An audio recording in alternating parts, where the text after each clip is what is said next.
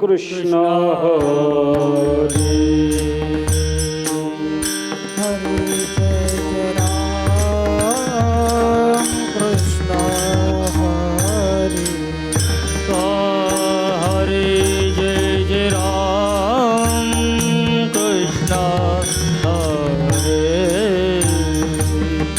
हरे जय राम कृष्ण हरे. हरे जय राम राम कृष्ण हरे. हरे जय राम कृष्ण हरे जय राम राम कृष्ण हरे. हरे जय राम कृष्ण हरे. हरे जय राम कृष्ण हरे. हरे जय राम कृष्ण हरे. हरे जय राम कृष्ण हरे. हरे जय राम कृष्ण हरे.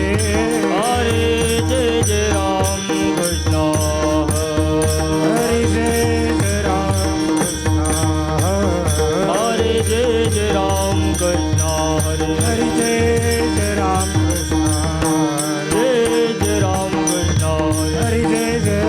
कृष्ण हरे जय राम कृष्ण हरे. हरे जय राम कृष्ण हरे जय राम कृष्ण हरे जय राम कृष्ण हरे जय राम कृष्ण हरे जय राम कृष्ण हरे जय राम कृष्ण हरे जय राम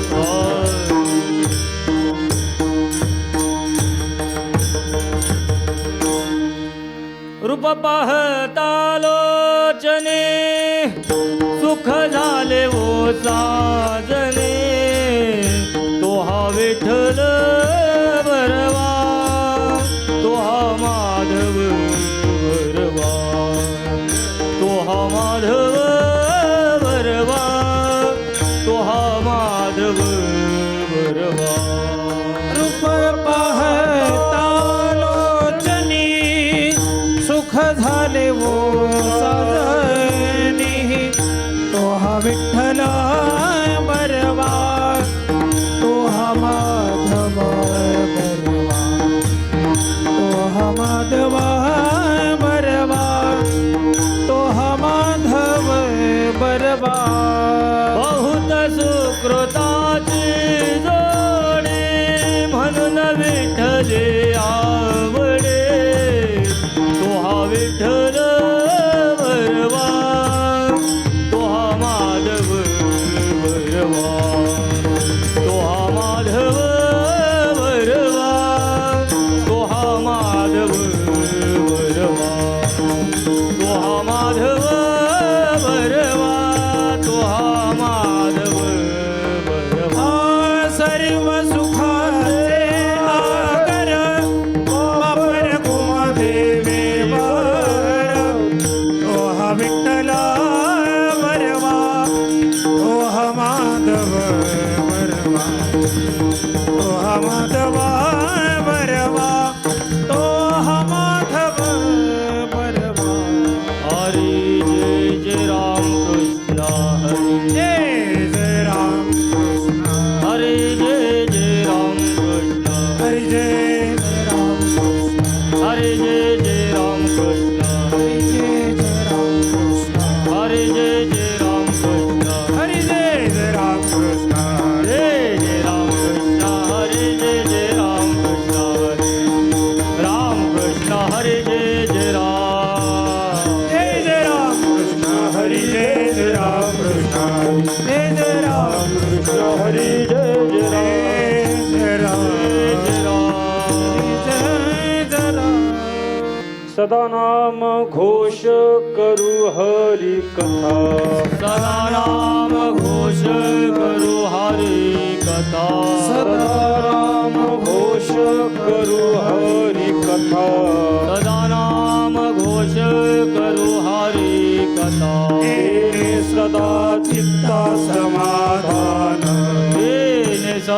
चित्ता समाधान देणे सदा चित्ता समाधान सदा नाम घोष करू हरी कथा सदा नाम घोष करू हरी कथा नाम घोष करू हरी कथा सदा नाम घोष करू हरी कथा देणे सदा चित्ता समाधान देणे सदा चित्ता समाधान देणे सदा चित्ता समाधान सर्व सुख ल्यालो सर्व अलंकार सर्व सुख ल्यालो सर्व अलंकार सर्व सुख ल्यालो सर्व अलंकार सर्व सुख ल्यालो सर्व अलंकार आनंदे निर्भर डुलत सो आनंद निर्भर डुलत से आनंद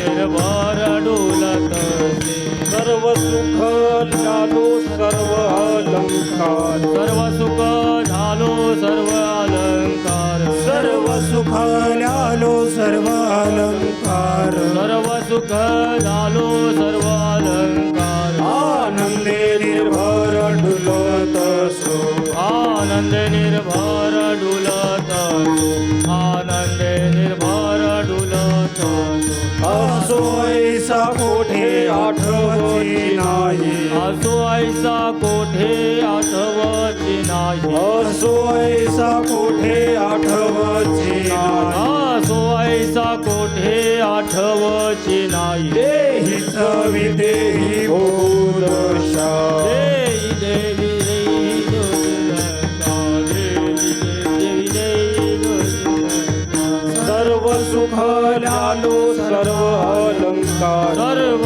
सुख झालो सर्व अलंकार सर्व सुख ल्यालो सर्व अलंकार सर्व सुख ल्यालो सर्व अलंकार आनंदे निर्भर डुलत सो आनंद निर्भर डुलत सो आनंद निर्भर डुलत सो तुका म्हणे आम्ही झालो अग्निरूप तुका म्हणे आम्ही झालो अग्निरूप तुका म्हणे आम्ही झालो अग्निरूप तुका म्हणे आम्ही झालो अग्निरूप लागोने दीपाप पुण्य अंगा लागोने दीपाप पुण्य लागोने दीपाप पुण्य सर्व सुख ल्यालो सर्व अलंकार सर्व सुख झालो सर्व अलंकार सर्व सुख ल्यालो सर्व अलंकार सर्व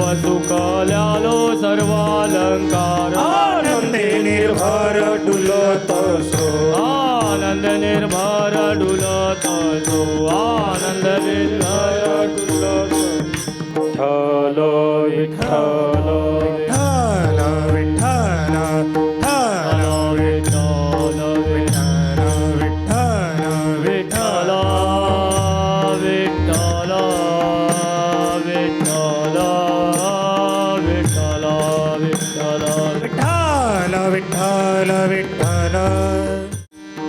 विठ्ठल विठ्ठल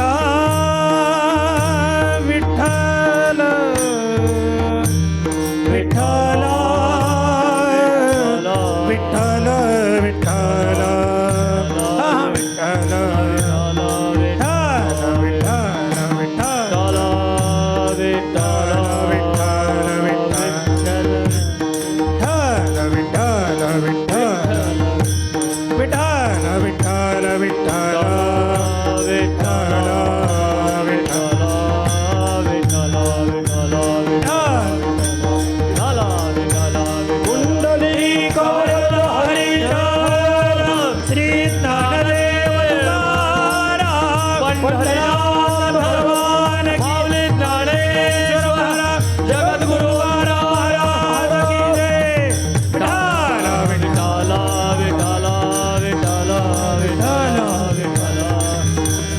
हा विठ्ठल विठ्ठल विठ्ठल विठ्ठल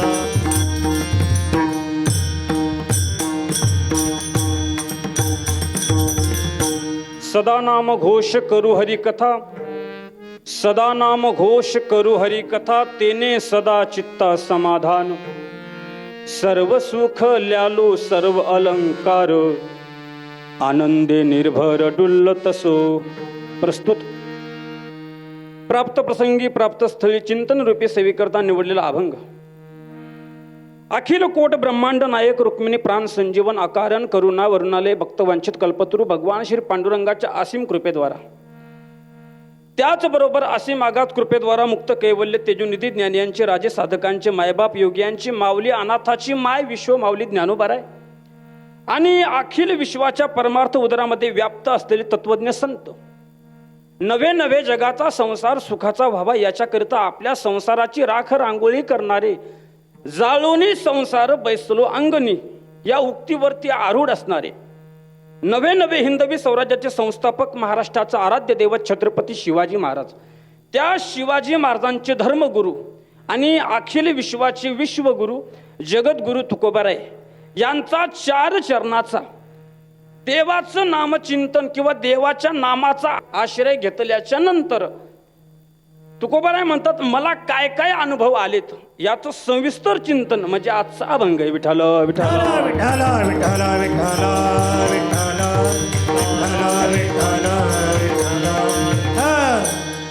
तुकोबाराय म्हणतात, सदा नामघोष करू हरी कथा. कशासाठी? अहो नामघोष करू, सदा करू, अखंड करू, हरिकथा करू, पण कशासाठी? कारण काळ असा बदललाय. सध्या जर एखाद्या माणसाला आपण म्हटलं की तुम्हाला हे काम करावं लागेल, तर त्याचा पहिला प्रश्न असा असतो की हे काम आम्ही केल्याच्या नंतर आमचा फायदा काय? बरोबर? फायद्याशिवाय माणसं काम करत नाहीत. माणसं अगोदर विचारतात हे काम आम्ही केल्याच्या नंतर, हे कृत्य आम्ही केल्याच्या नंतर याची फलप्राप्ती आम्हाला काय होणार? मग तुकोबाराय म्हणतात, सदा नामघोष करू हरी कथा. काय होईल? तर तुकाराम महाराज म्हटले थोडक्यात सांगतो आणि नंतर सविस्तर सांगतो. तर सदा नामघोष करू हरी कथा, परिणाम तर तेने सदा चित्ता समाधान. अजून काय? तर सदा नामघोष करू हरी कथा, परिणाम काय? तर सर्व सुख ल्यालो सर्व अलंकार, आनंदे निर्भर डुल्लतसो. अजून परत सांगितलं काय? सदा नामघोष करू हरी कथा, परिणाम तुका म्हणे आम्ही झालो अग्निरूप, लागो नेदू पाप पुण्य अंगा. आणि खरं तर सांगायचं झालं तर कलियुग चालू आहे आणि कलियुगाचा प्रभाव अतिशय वाईट आहे. आणि या युगामध्ये प्रत्येकाला, प्रत्येक व्यक्तीला, प्रत्येक जीवाला, प्रत्येक माणसाला एका गोष्टीची अपेक्षा आहे आणि त्या गोष्टीचं नाव आणि ती गोष्ट प्रत्येकाला ज्ञात आहे, माहीत आहे. त्या गोष्टीला सुख असं म्हणतात. सुख पाहिजे नाही असा या मृत्यूलोकामध्ये तुम्हाला कोणताही व्यक्ती सापडणार नाही. प्रत्येकाला सुख पाहिजे, सुखाची अपेक्षा प्रत्येकाला आहे. नाथ महाराज सांगतात, मज लागी दुःख व्हावे ऐसे कोणी भावे ना जीवे. नाथ महाराज म्हणतात, अहो स्वतःला दुःख झालं पाहिजे असं कोणाला वाटतंय का? कधीच वाटत नाही. ज्ञानोबाराय म्हणतात ना, काय? अगा मरहा बोलणं साथी. एखाद्या माणसाला जर आपण म्हणलं अरे जरासा पलीकडे मर, तर माणसाला काय होते? काय होते? राग येते माणसाला. माणसाला मर म्हटलं की राग येतो. म्हणजे ज्या जमान्यात आणि ज्या काळात माणसाला बोललेलं सहन होत नाही, म्हणजे दुःख माणसाला सहन होत नाही. मग पाहिजे काय? सुख प्रत्येकाला पाहिजे, सुखाची प्रत्येकाला अपेक्षा आहे. मग आता आपली अडचण अशी झाली का आपल्याला जे मिळवायचंय नेमकी ती गोष्ट कुठे आहे हे आपल्याला माहित नाही. काय मिळवायचे? सुख मिळवायचे, सुखी व्हायचंय, समाधानी व्हायचंय. मग सुख ज्या ठिकाणी आहे त्या ठिकाणी आपण गेलं पाहिजे. सुख कोणत्या ठिकाणी आहे? संतांनी सांगितलं काय? सुख वसे ह्याची ठाई बहुपाई संताची, किंवा सुख रूप ऐसा दुजा कोण सांगा आणि माझ्या पांडुरंगा सारी खाजो. आता लक्ष देऊ नाही का? एक तर संताच्या पायाजवळ सुख आहे, नाहीतर मग देवाजवळ सुख आहे. अहो देवाजवळ सुख आहे असं म्हटल्यापेक्षा प्रत्यक्षात देव म्हणजे सुख स्वरूप आहे. कारण ज्या पद्धतीने दिवा आणि प्रकाश ही नावं वेगळी आहेत पण वस्तू एकच. ज्या पद्धतीने दिव्यातून प्रकाश बाजूला करता येत नाही किंवा प्रकाशातून दिवा बाजूला करता येत नाही, त्याच पद्धतीने देव आणि सुख नावं वेगळी, वस्तू एकच आहे. मग सुख जर मिळवायचं असेल तर आपण देवाला शरण गेलं पाहिजे, देवाला मान्य केलं पाहिजे. पण कलियुगाचा प्रभाव मी सांगत आलो सुरुवातीपासून, एवढं अवघड झालंय महाराज का आज माणसं थोडी एज्युकेटेड झाले, थोडंसं शिक्षण जास्त झालं आणि थोडी नोकरी पदवी एखादी मिळाली की माणसं देव धर्म देश याच्यासाठी विचार करत नाहीत. माणसं सरळ म्हणतात, अहो कशाचा देव, कशाचं भजन, कशाचा सप्ताह, कशाचं कीर्तन, उगं वेळ वाया जातो. आता खरं सांगा, हा वेळ वाया जातो का? हा वेळ वाया जात नाही महाराज. ऐका, तुम्ही संसार कितीही जिद्दीनं करा, चिकाटीनं करा, त्याच्यातलं तुमच्या काहीच कामाला येणार नाही. आणि याच्यामध्ये तुम्ही सहज जरी आले, सहज आणि उपहासात्मक का होईना, पण तुमच्या मुखाला जर विठ्ठल विठ्ठल आलं तर ते वाया जात नाही. आमचे गुरुवर्य सांगायचे काय, ज्याच्यातलं काहीच कामाला येत नाही त्याचं नाव संसार. काय, ज्याच्यातलं काहीच कामाला येत नाही त्याचं नाव संसार, आणि ज्याच्यातला एक कण सुद्धा वाया जात नाही त्याचं नाव परमार्थ. म्हणून माणसं इकडं आकर्षित झाली पाहिजे, इकडं आली पाहिजे महाराज. मग सुख मिळवायचं असेल तर देव मिळवला पाहिजे. पण अलीकडच्या काळात लोकांना देव मान्य नाही. सरळ लोक म्हणतात देव मान्य नाही आम्हाला, आम्ही देवाला मानत नाही. पण ऐका, देव मान्य केला पाहिजे. कारण का देव मान्य करायचा, तो देवाचं अस्तित्व शास्त्राने सांगितलं, देवाचं अस्तित्व ग्रंथाने सांगितलं, देवाचं अस्तित्व वेदाने सांगितलं. शास्त्राने वेदाने आणि ग्रंथाने जर देवाचं अस्तित्व मान्य केलं असेल तर तुम्ही आम्ही सुद्धा देवाचं अस्तित्व मान्यच केलं पाहिजे. थोडक्यात एक उदाहरण सांगतो, का देव मान्य करायचा, कशासाठी देव मान्य करायचा. एक खेडेगाव होतं आणि खेडेगावातला एक विद्यार्थी डिग्री मिळवण्यासाठी, काहीतरी पदवीधर होण्यासाठी अशा मुंबईसारख्या शहरात आला, पुण्यासारख्या शहरात गेला. आणि आल्याच्या नंतर खेडेगावातला विद्यार्थी 2-3 वर्ष शिक्षण झालं, डिग्री मिळाली, पदवी मिळाली, नोकरी मिळाली आणि घरी गेला. कारण काही दिवसापूर्वी लॉकडाऊन आलं होतं. संपूर्ण देशभरात, संपूर्ण जगभरात लॉकडाऊन होतं. कोरोनाचं संकट पूर्ण जगावरती आलेलं होतं. आता त्या विद्यार्थ्याला डिग्री मिळाली, पदवी मिळाली, शिक्षण पूर्ण झालं, पण लॉकडाऊन लागलंय, सगळं संपूर्ण जग बंद आहे, बाहेर फिरता येत नाही. मग घरी गेला. घरी गेल्याच्या नंतर वडिलांनी विचारलं, काय शिक्षण केलंस. त्यानं सांगितलं, पप्पा मी अधिवक्ता झालो. काय, मी अधिवक्ता झालो. अधिवक्ता म्हणजे वकील. अधिवक्ता म्हणजे वकील हा शुद्ध मराठी शब्द आहे. पण अलीकडच्या काळात आपली भाषा आपली लोप पावत चालली, आपली संस्कृती थोडी थोडी लोप पावत चालली. मग घरी आला, वडिलांनी विचारलं, काय शिक्षण केलंस. मुलानं सांगितलं, पप्पा मी अधिवक्ता झालो. ऐका बरं, देव का मान्य करायचं त्याच्यासाठी तुम्हाला थोडं उदाहरण सांगतो. अधिवक्ता झालो, आता वकिलाला प्रॅक्टिस करावी लागते, सराव करावा लागतो, रियाज करावा लागतो. पण कोरोना आहे, बाहेर निघता येत नाही घराच्या. मग आता काय करायचं. मुलानं सांगितलं, पप्पा आपण एक काम करू, आता आपण घरीच प्रॅक्टिस करू. बापानं सांगितलं, काय हरकत नाही, काही अडचण नाही, आपण घरी प्रॅक्टिस करू. आता ऐका बरं, देव का मान्य करायचा. आता प्रॅक्टिस सुरू झाली. मुलानं सांगितलं, पप्पा तुम्ही आरोपी. बाप म्हटला, तुला वेगळं सांगायची गरज नाही, ज्या दिवसापासून माझं लग्न झालंय त्या दिवसापासून या घरात मी आरोपीच. आणि जवळपास परिस्थिती प्रत्येक घरामध्ये जर आपण पाहिलं तर साधारणतः 90% आपल्याला तशी दिसूनही येते. मग वडील आरोपीच्या भूमिकेत, मुलाने सांगितलं माझी आई न्यायाधीशाच्या भूमिकेत. आता सराव सुरू झाला. ऐका बरं, मी तुम्हाला सांगतोय काय की देव का मान्य करायचा. शास्त्राने वेदाने आणि ग्रंथाने देव सांगितलंय, देवाचं अस्तित्व मान्य केलंय, तो देव आपणही मान्य केला पाहिजे. मग आई न्यायाधीशाच्या भूमिकेत, बाप आरोपीच्या भूमिकेत आणि मुलगा वकिलाच्या भूमिकेत. आता सराव सुरू झाला. सराव सुरू झाला. मुलाने प्रश्न केला बापाला, तुमचं नाव काय. अमुक अमुक. तुमचं वय किती. एवढं एवढं.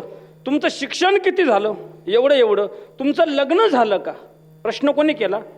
मुलांनी प्रश्न केला बापाला, तुमचं लग्न झालं का. बाप म्हटला माझं लग्न झालंय, मी तुझा बाप आहे. पोरगा म्हटला मानत नाही. बाप म्हटला मान किंवा नको मानू, पण मी तुझा बाप आहे.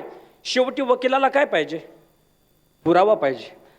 बापाने सांगितलं मी तुझा बाप आहे, याचा माझ्याकडे पुरावा होता, पण तो सध्या मुदपाक खाण्यात गेला. म्हणजे मुदपाक खाना म्हणजे किचन. म्हणजे मराठी भाषा आपली लोप पावत चालली. बापाने सांगितलं मी तुझा बाप आहे, याचा माझ्याकडे पुरावा आहे. तुकोबारायाच्या भाषेत जर सांगायचं तर तुकोबाराय म्हणतात मन जाणे पापा. मन जाणे पापान तुका म्हणे माय बापा. एकदा आपल्या आईनं सांगितले की हा तुझा बाप आहे, त्याला अमान्य करण्याचं धाडस आपण करू शकत नाही. त्याच पद्धतीने शास्त्राने, ग्रंथाने, संतांनी, वेदाने सांगितलेला देव आपण मान्यच केला पाहिजे. त्याला अमान्य करण्याचं धाडस तुम्ही करू नका. मग तो देव मान्य करायचा आणि नंतर त्या देवाची करायची भक्ती. बरं, भक्ती करायची कशासाठी करायची? अहो, आपल्याला सुख मिळवायचे, आपल्याला समाधान मिळवायचे आणि म्हणून देवाची भक्ती करायची. आपण भक्ती करतोय, आपण कीर्तन करतोय, आपण कीर्तन ऐकतोय, आपण कीर्तनाचं आयोजन करतोय, आपण सप्ताह करतोय, म्हणजे आपण देवावर उपकार करत नाही, बिलकुल नाही. काही लोक महाराज सप्ताहासाठी भरपूर देणगी देतात, पण मंदिराकडे सुद्धा जात नाहीत, वळून सुद्धा तिकडे पाहत नाहीत, कोणत्या कीर्तनात ऐकायला सुद्धा बसत नाहीत. अहो, अशा माणसाने लाखो रुपये जरी दिले तरी काही उपयोग नाही महाराज. काय? अहो, दान केलंय पण अंतकरणापासून केलं पाहिजे, भाव असला पाहिजे, नाही तर मग त्या दानाला अर्थ राहत नाही. मग मिळवायचंय सुख, मग मिळवावं लागेल देव.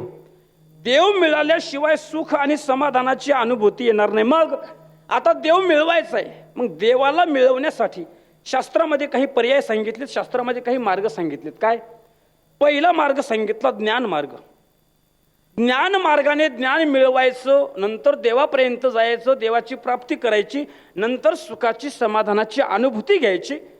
पण ज्ञानाचं असं आहे का ज्ञान मिळवणं सोपं आहे, ज्ञान मिळवणं सोपं आहे, पण ज्ञान टिकवणं अवघड आहे. आतापर्यंत बरेच लोक ज्ञानी झाले पण शेवटपर्यंत टिकले नाही टिकले. कारण ज्ञान आणि या ज्ञानाचा एक जोडीदार आहे, मित्र आहे. आणि हे दोघं अशी मित्र आहेत का कट्टर मित्र आहेत, त्याला साध्या भाषेत जिगरी यार म्हणतात. काय? जिगरी यार. अशी काळजाची तुकडी एकमेकाची. कोण? ज्ञान आणि दुसरा अहंकार. अहो, आता एक वाईट आहे, एक चांगला आहे, पण मैत्री आहे ना, शेवटी मैत्री आहे. ऐका बरं, कर्ण आणि दुर्योधन. कर्णाला सुद्धा माहित होतं काय, दुर्योधनाच्या सोबत राहतोय 100% मी मरणारच. 100% माहित होतं आपण वाचणार नाही, आपण जगणार नाही, आपलं मरण निश्चित आहे. तरी पण महाराज मैत्री सोडली नाही. याला म्हणतात मैत्री. मरण आलं तरी चालेल पण मित्रता टिकवली पाहिजे. मग तसे एक वाईट आहे, एक चांगला आहे, पण मित्र आहेत. ज्ञान आणि अहंकार. मग आता ज्ञान मिळवणाऱ्या माणसाने काय करायचं? आता आपण आपल्या घरी संध्याकाळी बसलेलो आहेत आणि आता ज्ञान आपल्या घरी आलं, आपला दरवाजा उघडा आहे. मग ज्ञान आत आल्याच्या नंतर अहंकार त्याच्या माग येण्याच्या अगोदरच दरवाजा लावून, कडी लावून, कुलूप लावून बंद. काय कसं वाटायला? अहो, दरवाजा लावून बंद पूर्णपणे. ज्ञान आलं, संपला विषय, त्याला येऊ द्यायचं नाही. पण बऱ्याच माणसाला मेळच लागला नाही, त्यांना समजलंच नाही की कोणाकोणाला आत घ्यायचं. ते म्हटले जेवढी यायची तेवढी येऊ द्या. आणि मग ज्ञानही गेलं ना, अहंकारही गेला, एकामागे एक, लोभही गेला, क्रोधही गेला, मत्सर, द्वेष. अहो, सगळं महाराज फार ज्ञानी झाले पण वाया गेले ना. अहो, नेमकं तुमच्या जवळ कोण आलं पाहिजे किंवा तुम्ही कोणाच्या जवळ गेले पाहिजे किंवा आपण कोणाच्या सोबत राहतो, कोणाच्या सोबत राहिलो पाहिजे, हे जर आपल्याला कळत नसेल तर त्या ज्ञानाचा काय उपयोग आहे? मग ज्ञान मार्गाने देवापर्यंत जायची, देवाची प्राप्ती करायची, सुखाची अनुभूती मिळवायची. पण ज्ञानाचा दुर्गुण, ज्ञान आलं की अहंकार येतो आणि अहंकार देवाला चालत नाही. महाराज म्हणतात, तिळ मात्र जरी होय अभिमान आणि मेरू तो समान भार देवा. देवाला अभिमान चालत नाही, बिलकुल नाही. मग ज्ञान मार्गाने आपण देवापर्यंत जाऊ शकत नाही, कारण मध्येच आपल्याला अडचण येणार. ज्ञान मार्गाने आपण पूर्ण ज्ञान मिळवू शकत नाही, तिथपर्यंत जाऊ शकत नाही आणि आपण सुखी होऊ शकत नाही. मग ज्ञान मार्ग सोडून द्या. दुसरा मार्ग सांगितला शास्त्राने, तो म्हणजे योग मार्ग. आता योग मार्ग कशाला म्हणतात? ज्ञानोबा यांनी सांगितलं महाराज, अष्टांग योग सांगितला.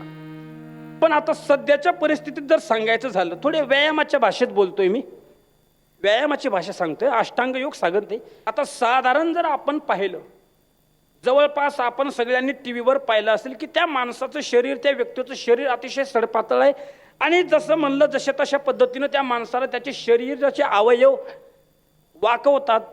पूर्ण शरीर महाराज त्यांच्या ताब्यात येते आणि तो जर योग करायचा असेल तर शरीर कसं पाहिजे? पातळ. कसं पाहिजे? पातळ. पण आपले माणसं असे झालेत, आपले माणसं जर पंक्तीत जेवायला बसले तर जेवण झाल्यावर उठवायला 3 माणसं लागतात, एवढं खातेत. साधा प्रश्न विचारतोय महाराज, खाण्यासाठी जगायचं का जगण्यासाठी खायचं? तर जगण्यासाठी खायचं. जी माणसं जगण्यासाठी खातात त्यांना थोडा असला अल्पोहार असला तरी भरपूर झालं. पण काही काही माणसं निव्वळ खाण्यासाठीच जगतात. मग आता निव्वळ खाण्यासाठी जगणारी माणसं, ही माणसं योग करू शकत नाहीत, ही माणसं वेळ देऊ शकत नाहीत. यांना खाणं आणि आराम, खाणे आणि आराम हे याच्या व्यतिरिक्त तिसरी गोष्ट यांच्या डोक्यात येतही नाही आणि करूही शकत नाहीत. मग ज्ञान मार्ग कठीण आहे, योग मार्ग कठीण आहे. तिसरा मार्ग सांगितला कोणता? भगवत प्राप्तीचा. भगवत प्राप्ती झाल्याच्या नंतर सुखाची प्राप्ती, समाधानाची अनुभूती. मग ज्ञान मार्ग सोडा, योग मार्ग सोडा. तिसरा मार्ग सांगितला कर्म मार्ग. आता कर्म मार्ग कशाला म्हणतात? ऐका, जन्माला आल्यापासून मरेपर्यंत तुम्ही आम्ही सगळे कर्म करत आहोत. कारण मनुष्य देह हा कर्मप्रधान आहे. या देहाला आल्याच्या नंतर आपण जर म्हटलं की आम्ही कर्म करणारच नाही तर हे अशक्य आहे. बघा, अशक्य बोलण्याला काही अर्थ नाही. एखादा जर व्यक्ती म्हणत असेल आम्ही कर्मच करणार नाही, मी कर्मबंधनात अडकणारच नाही, तर हे अशक्य आहे महाराज. हे चुकीचं बोलणं आहे. एक तर तुम्ही वाईट तरी कराल किंवा चांगलं तरी कराल, पण कर्म करालच. कर्म केल्याशिवाय, कारण मनुष्य देह हा कर्मप्रधान आहे, कर्म करावेच लागतात. मग आता या कर्म मार्गाने भगवंतापर्यंत जायची, भगवंताची प्राप्ती करायची, नंतर सुखाची अनुभूती मिळवायची. तर आता एक महत्वाचा मुद्दा सांगतो. एखाद्या वेळेस ज्ञान मार्ग सोपा, एखाद्या वेळेस योग मार्ग सोपा, पण या दोन्हीपेक्षा जर अवघड आणि कठीण जर काय असेल तर कर्म मार्ग आहे. कारण साधे साधे जरी कर्म चुकले त्याचे अतिशय भयंकर दोष आपल्याला भोगावे लागतात. आता आपण काही माणसं कामाला जातात, काही शेतात जातात, कोणाचा काही उद्योग व्यापार व्यवसाय काय जे असेल ते आपापल्या क्षेत्रात लोक मग्न असतात. आणि संध्याकाळची वेळ झाल्याच्या नंतर ज्या पद्धतीने महाराज म्हणतात, पक्षी अंगणी उतरती ते का गुंतून या राहती. संध्याकाळ झाल्याच्या नंतर पक्ष्याला सुद्धा असं वाटते की आपण आपल्या घरट्याकडे गेलं पाहिजे, आपण आपल्या घरी गेलं पाहिजे. तसं मग कोणतंही क्षेत्र असो, माणसाला संध्याकाळ झाली की असं वाटतंय का आता बस, आता घरी गेलं पाहिजे. कितीही मोठा माणूस असू द्या, संध्याकाळ झाली का त्याला असं वाटते की नको, आता आपण आपले लेकरं बाळ, आपले आई वडील आपल्या 4 भिंतीच्या आत आपल्या घरी गेलं म्हणजे बरं. बरं, आता एक दुसरा मुद्दा सांगतो. काय? आता तुम्ही आम्ही सगळेजण जेवायला बसतो. आता आपल्या सगळ्यांची पद्धत अशी आहे की आपण उजव्या हाताने जेवण करतो. आणि ज्या वेळेस आपल्याला पाणी पिण्याची इच्छा होईल, ज्या वेळेस आपल्याला असं वाटेल की आता तहान लागली, आता पाणी पिलं पाहिजे, त्या टायमाला आपण काय करतो? उजवा हात आपला भरलेला असतो, आपण उजव्या हाताने जेवण करतो. म्हणून आपण डाव्या हातानं एका हातानं ग्लास उचलतो, तांब्या ग्लास मग काय जे असेल ते साधन उचलतो आणि एका हाताने आपण पाणी पितो. पण शास्त्रामध्ये असं सांगितलंय, एका हाताने पात्र उचलून जर पाणी पिलं तर त्या माणसाला मदिरा प्राशन केल्याचं पाप लागतंय. तुम्ही महाभारत बघितलं असेल, आता तुम्ही ऐकल्याच्या नंतर तुमच्या लक्षात येणार नाही म्हणून तुम्हाला बघितलेले उदाहरणं सांगतो. महाभारताच्या काळात, जुन्या काळात अशी पद्धत होती की पात्र हातात घ्यायचं, त्या पात्रामध्ये पाणी ठेवलेलं आहे ते पात्र हातामध्ये घ्यायचं आणि पित असताना दुसरा हात खालून लावायचा. तुम्ही बघितलं असेल, ही पद्धत आहे पाणी पिण्याची. पण आता आपण ही पद्धत वापरू शकतो का? नाही वापरू शकत, अजिबात वापरू शकत नाही. कारण वेळ नाही आपल्याकडे, वेळ नाही. मग कर्ममार्ग एवढा कठीण आहे का तुम्ही आम्ही सगळेजण एका हाताने पाणी पितो, एका हाताने पात्र उचलतो, एका पायाने दुसरा पाय घासतो. मग एवढ्या चुका आपल्याकडून, एवढे चुकीचे कर्म आपल्याकडून घडतात. दोष तर कालांतराने का होईना पण भोगावंच लागतात. मग एवढे कर्म झाले त्याची भोगाले, केले कर्म झाले त्याची भोगाले, केले कर्म झाले त्याची भोगाले, केले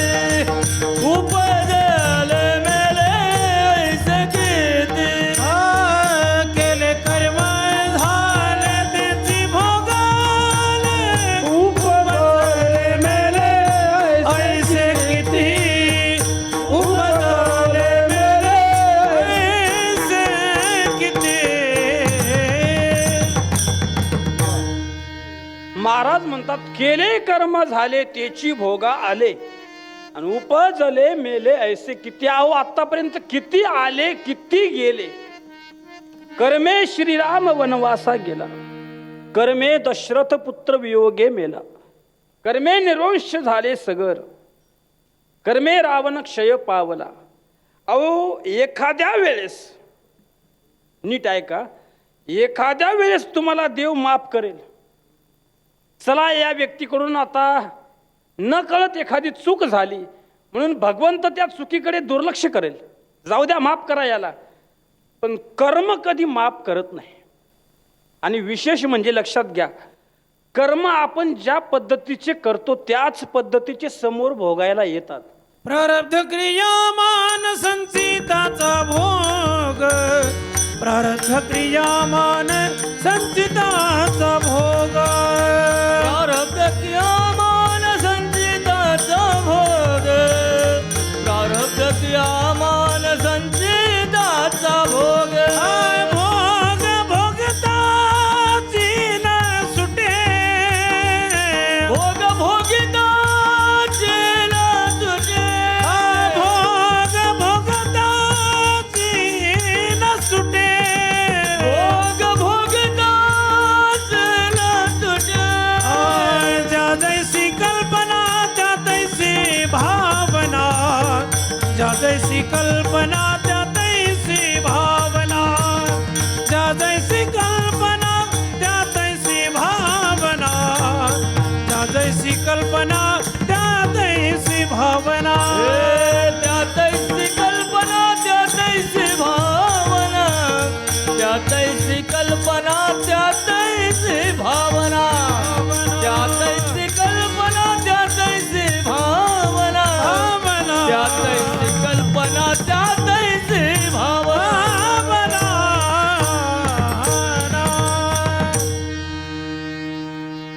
प्रारब्ध क्रियमान संचिताचा भोग. कर्म तुमचे ज्या पद्धतीचे असतील त्याच पद्धतीचे तुम्हाला समोर भोगायला येणार, त्याच्यासारखे नाही तेच. म्हणून महाराज म्हटले तेची भोगा आले, त्याच्यासारखे नाही, मिळते जुळते नाही, जवळजवळ तरी त्याच्यासारखे अजिबात नाही, तेच येणार.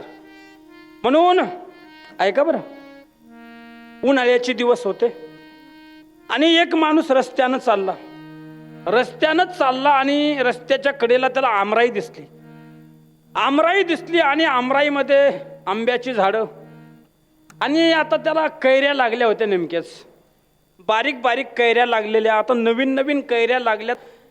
त्या माणसाला इच्छा झाली काय की एक दोन कैरी आपण खाल्ली पाहिजे. रस्त्यानं चाललेला व्यक्ती आहे, कैरी खाण्याची इच्छा झाली. त्या शेतामध्ये गेला, त्या आमराईमध्ये गेला, 2-3 कैऱ्या तोडल्या, 2-3 कैऱ्या तोडून खाल्ल्या. पण तेवढ्यात त्या आमराईचा मालक आला आणि तो माळकरी नव्हता. आणि माळकरी नव्हता त्याचाच अर्थ त्याची बुद्धी सात्विक नव्हतीच. सहानुभूती दया ही त्याच्या अंतकरणात, हे म्हणजे जवळजवळ हे काही त्याला प्रकारच माहीत नव्हते, हे काय असते ते. मग आला, मग माघारी आम्हाला न विचारता, आमच्या आमराई एवढी मोठी आहे, 2-3 कैऱ्या खाल्ल्या. मग विचार करायला पाहिजे होता की चला माळकरी माणूस आहे, वारकरी माणूस आहे, 2-3 कैऱ्या खाल्ल्या म्हणजे काय आपलं काय नुकसान झालं. पण नाही, मग हातामध्ये काठी होती, पाठीमध्ये 2-3 काड्या मारल्या. त्याही व्यक्तीला असं वाटलं की चूक आपली आहे. आपण न विचारता कैऱ्या तोडल्या, कैऱ्या खाल्ल्या. ऐका बरं, पण कर्म ज्यानं वाईट केले त्याला भोगावी लागतात. आता व्यक्ती रस्त्यानं चालला होता, आमराई पाहिली डोळ्यानं, तिथपर्यंत नेलं पायानं, आंबा तोडला हातानं, आंबा चावला दातानं, जिभेला चव आली, पोट भरलं, समाधान चित्ताला झालं. याच्यात पाठीचा काही दोष नव्हता. पाठीला हे काही माहीतच नव्हतं समोर काय चालू आहे, काही कल्पना नाही पाठीला. पण मार कोणी खाल्ला? पाठीनं मार खाल्ला. आता परत ऐका, एकदा थोडक्यात सांगतो. आंबा पाहिला डोळ्यानं, तिथपर्यंत नेलं पायानं, आंबा तोडला हातानं, चावला दातानं, जिभेला चव आली, पोट भरलं, समाधान चित्ताला झालं. पाठीचा काहीच दोष नव्हता, तरी पाठीने मार खाल्ला. पण अश्रू हे डोळ्यातूनच आले, अश्रू डोळ्यातूनच आले. याचा अर्थ कर्म चुकले कोणाचे होते? डोळ्याची चुकले होतं की महाराज या डोळ्याने त्या कैऱ्याचा मोह करायला नव्हता पाहिजे. मग कर्म तुम्ही करताय कसे? लक्षात घ्या, आपण आता जे पेरतोय कालांतराने 2 वर्षाचा काळ जाईल किंवा 5 वर्षाचा काळ जाईल किंवा 10 वर्षाचा काळ जाईल, पण कालांतराने आपण आज जे पेरले तेच उगवून आपल्या हातात येणार आहे आणि तेच आपल्याला भोगावं लागणार आहे. जुन्या काळात थोडं या 15 वर्षा अगोदर माणसं काय म्हणायचे की चुकीचं वागू नका, वाईट करू नका, पाप करू नका, नाहीतर पुढच्या जन्मात फेडावं लागते असं लोक म्हणायचे. कधी म्हणायचे? या 15 वर्षाच्या अगोदर. आता तो काळ गेला. आता सगळ्याचे आधार कार्ड लिंक झालेले आहेत, सगळ्याचे झालेले आहेत, KYC झालेले, आधार कार्ड लिंक झालेले. आता म्हणजे या शनिवारी जर तुम्ही काही रिकामे कामं केले, रिकामे कामं म्हणजे दुसऱ्याला त्रास होईल असं जर आपण वागलो, असं जर एखादं आपण कार्य केलं, तर या शनिवारी आपण चूक केली, पुढच्या शनिवारी आपल्याला त्याची परतफेड करावीच लागणार. हे देवानं आता बंद केलंय ती पुढच्या जन्मातलं. ते म्हटलं आता सगळ्याचे आधार कार्ड लिंक करून घ्या, KYC कागद बिगद सगळे 2-2 पासपोर्ट लावून घ्या, काय जे असेल ते हिशोब ताबडतोब करू, ताबडतोब करू. नाही तर काही माणसं सप्ताहाला वर्गणी नाही, कधी कीर्तनात नाही, कधी भजनात नाही, कधी जी माणसं एखादं चांगलं कार्य करतात त्यांना करू द्यायचं नाही, त्यांना आडवं जायचं, त्यांचा विरोध करायचा, त्यांना बोलायचं, आणि असं होतंय.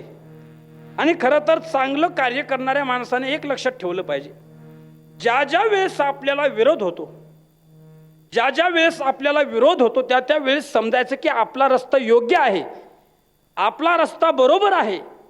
त्याच वेळेस विरोधक तयार होतात. कारण असं म्हणतात, चांगल्या रस्त्याला गतिरोधक आणि चांगल्या कार्याला विरोधक. जर तुम्हाला विरोध जास्त असेल तर समजून चालायचं की आपलं कार्य 1 नंबर आहे, ते कार्य सोडू नका. जर तुमचा कोणी विरोधच करत नाही, जर तुमचा कोणी द्वेषच करत नाही, जर तुमचं कोणी माघारी निंदाच करत नाही, निंदा उसी की होती है जो जिंदा होते है, मरने के बाद आखिर लोग तारीफ ही करते हैं. महाराज, मरने के बाद तारीफ होती.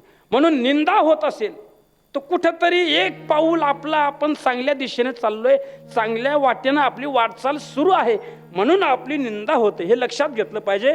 आणि आपलं चांगलं कार्य जे आहे, आपला चांगला हेतू जो आहे, तो आपण सरळ अबाधितपणे अखंडपणे आपण चालू ठेवला पाहिजे. म्हणजे कामं करायचीच असतील तर 1 नंबरची करा. कामं करायचीच असतील तर 4 माणसात, हजारो माणसात आपल्याला महाराज अशी छाती फुगवून सांगता आलं पाहिजे की आम्ही हे कार्य करतो, आम्ही ते कार्य करतो, असं कार्य असलं पाहिजे. उगा अंधारात लपून बोलायचं, त्या गोष्टींनी ते कार्य करायचं नाही. मग कामाची प्रकार असतात 2, 1 नंबरची काम आहेत आणि काही 2 नंबरची काम आहेत. मग कामं करायची तर 1 नंबरची. मग कर्म कसे करायचे? कारण कर्म आपली ओळख सांगत असतात. ऐका बरं, कर्म म्हणजे एवढी साधारण गोष्ट नाही. उगा कीर्तनापुरतं यायचं आपण कर्म कर्म कर्म म्हणजे फार महत्वाची गोष्ट आहे. असं म्हणतात, इंसान के कर्म ही उसकी पहचान बनाते हैं, इंसान के कर्म ही उसकी पहचान बनाते हैं, वरना इस दुनिया में एक नाम के हजारों इंसान होते हैं. माणसाची ओळख माणसाचे कर्म ठरवत असतात. माणसाची ओळख माणसाचे कर्म ठरवत असतात. नाहीतर या जगात एका नावाची हजारो माणसं असतात. पण हजारो माणसं आहेत, पण काहीतरी विशेष गुण असला पाहिजे. मग माणसं म्हणतात कोण? ते पंडित भवानी शंकर. कुठले? मुंबईचे. भवानी शंकर. भवानी नावाचे भरपूर असतील आणि शंकर नावाचे भरपूर असतील, पण पंडित भवानी शंकर म्हटलं की एकच रत्न. म्हणजे इंसान के कर्म ही उसकी पहचान बनाते हैं. मग कर्म असे ठेवा की त्या कर्माच्या माध्यमातून आपली ओळख तयार झाली पाहिजे, आपलं नाव तयार झालं पाहिजे. आणि आपण केलेल्या कृतीतून, आपण केलेल्या कार्यातून. आता माणसं बोलता बोलता सहज म्हणतात काय? महाराज, पाप म्हणजे काय, पुण्य म्हणजे काय सांगा? साधी व्याख्या आहे. पुण्य ते परउपकार आणि पाप ते परपीडा. आपण केलेल्या एखाद्या कार्यातून, आपण केलेल्या एखाद्या कृतीतून दुसऱ्याला जर आनंद होत असेल तर याच्यापेक्षा मोठं पुण्य काहीच नाही, याच्यापेक्षा मोठं पुण्य नाही. आणि आपण एखाद्या केलेल्या कार्यातून, आपण केलेल्या एखाद्या गोष्टीतून जर दुसऱ्याचं अंतकरण दुखवत असेल, जर दुसऱ्याला त्रास होत असेल, तर याच्यापेक्षा मोठं पाप कोणतंच नाही. विठ्ठल विठ्ठल विठ्ठल विठ्ठल विठ्ठल विठ्ठल विठ्ठल